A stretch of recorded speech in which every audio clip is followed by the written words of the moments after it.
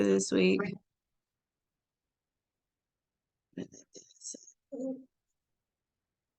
Okay, so Colossians 3:23. Colossians 3:23. You do it heartily as the Lord and not as men. Colossians 3:23. Good. And whatever you do, do it heartily as to the Lord and not to men. Colossians 3:23. Awesome. All right. So good job. All right. Let's go ahead and get into our lesson. We won't be long again on today. So yesterday we discussed how Jesus, he's still a baby at this point. He's grown a little bit. He's a few months old, but he's still a baby. So there were some wise men who studied the scriptures. And because they studied the scriptures, the book of Daniel specifically prophesied the exact time that Christ the Messiah would be born and he would enter into the earth. He would come onto the earth. And so the wise men, they knew that the time was coming because of the prophecy of Daniel. And then one day they saw the star that was in the east, and that confirmed to them that the Messiah, in fact, had been born and that he was here. So they knew that he would be a king, but like I told you guys on yesterday, they kind of had the king part a little wrong, right? They thought he would be a king like in Jerusalem, a king, right, that has a throne, that has a kingdom, but that's not the kind of king that Jesus was going to be. Jesus is a king. He's the king of heaven and the king of all the earth. His kingdom is not of this world, right? His kingdom is heaven. That's his kingdom. But the wise men, they didn't know that. They knew he would be a king of the Hebrews. They just thought he would be a king. So whenever they saw the star, remember, they traveled all the way to Jerusalem and they were in the city asking around, where's the king? Where's the new king? Where is he? And the people were like, new king? They were like, we don't have a new king. We've been having King Herod as our king for years. He's been our king. And they were like, no, there's a new king, a king of the Hebrews. And everyone was confused because they just didn't understand what they were asking. So word got back to King Herod that there were some wise men looking for a new king. And so Herod, remember I told you this Herod is wicked. He's cruel. He was like, a new king. He's like, who's trying to threaten my throne, right? Who's trying to, say that there's another king that's going to come. He says, I'm the only king. So he found the wise men. He called the wise men to come to him, and he questioned them about this king that they were asking for. So they told him about this new king. He will be the king of the Hebrews. He will be born in Bethlehem, and they were just looking for him to worship him. So Herod was trying to trick them, right? And so he was like, well, go to Bethlehem, go find the king, and come back and let me know where he is so I can go and worship him too. But really, was that his motive?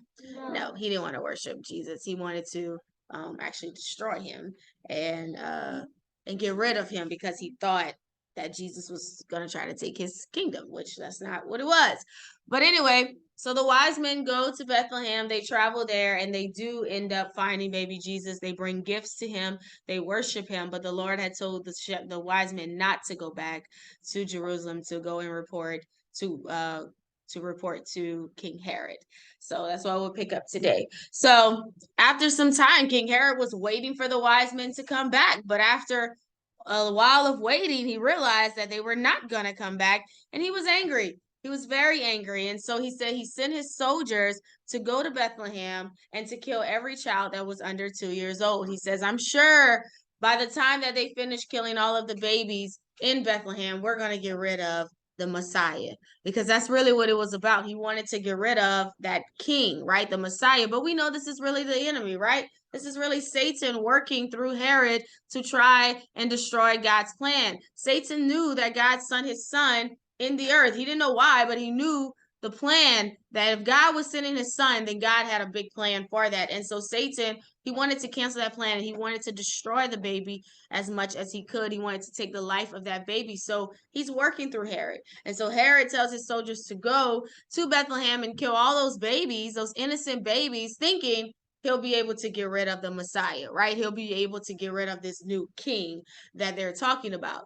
But little does he know that God protects those that are his, right? God will cover and protect those that his. And God already knew Herod would do this. So before the soldiers could even get to Bethlehem, God had already spoken to, God sent an angel to warn Joseph to leave.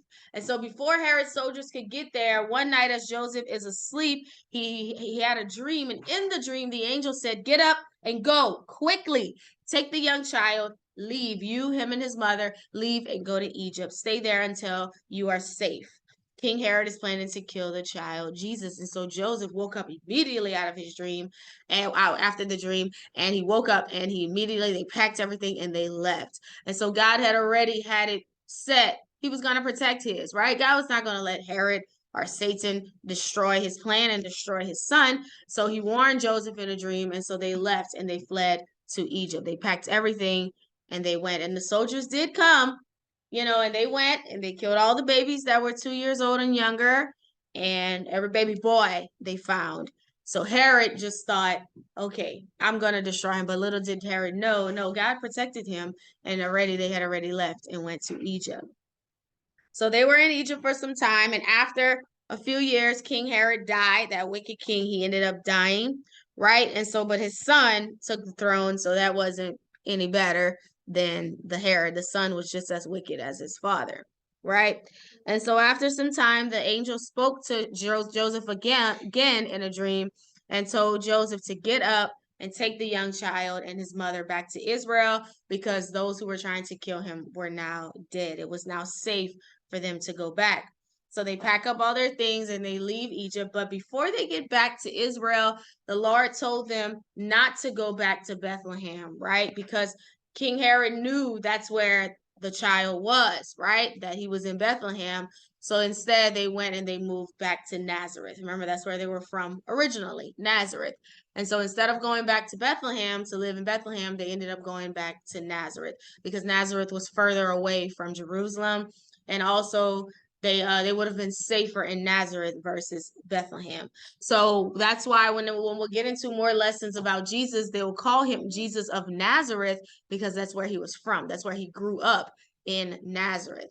So God had protected his son. We already know that. And God does the same for us today. He protects us. We don't know the things that are going to come up, right? We don't know the dangers that are around us, but God does. And so we all have an angel that watches over us, and God uses these angels to protect us, to keep us safe, right? The Bible tells us that we wouldn't even dash our foot on a stone.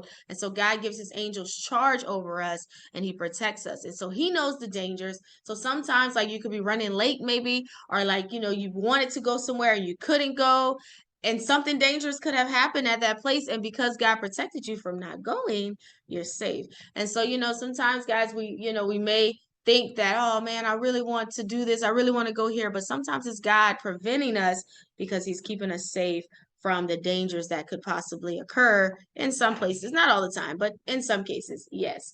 And so he had already warned Joseph to leave before the soldiers got there. So God already knew, I got to protect my son, and he did. So when they came back after some time, they came back, but they didn't go back to Bethlehem.